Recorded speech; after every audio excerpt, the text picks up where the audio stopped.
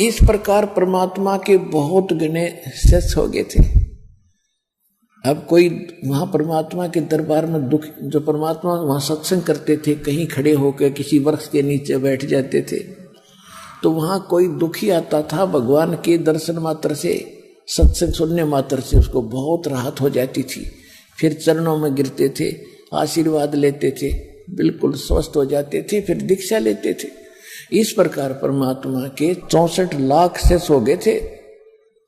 5 वर्ष की आयु में परमात्मा सत्संग करने लग गए थे, 5 वर्ष की आयु में। और बड़े बड़े ऋषि ऋषियों को फिट्टे मुंह कर दिया था कबीर परमात्मा ने।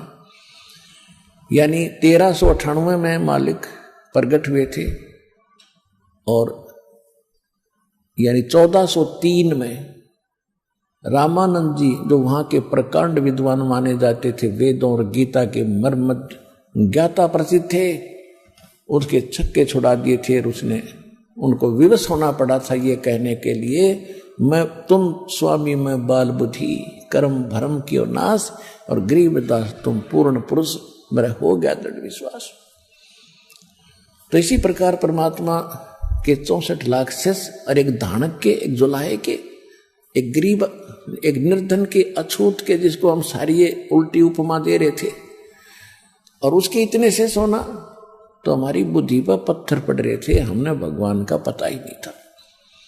हमने तो ये भगवान मान रखे थे जिसने कोई मोटी सी गदा उठा रखी हो, या किसी ने तीर ले रखा हो, या सुदर्शन चक्र काट दे गणे ने, इसे तो भगवान सब हो जाएंगे। पुलिस वाले भगवान है, किसी हमारा डंडा और वो हाथ जोड़ के खड़ा हो जाए। पहले समय में तो ऐसा ही होता था।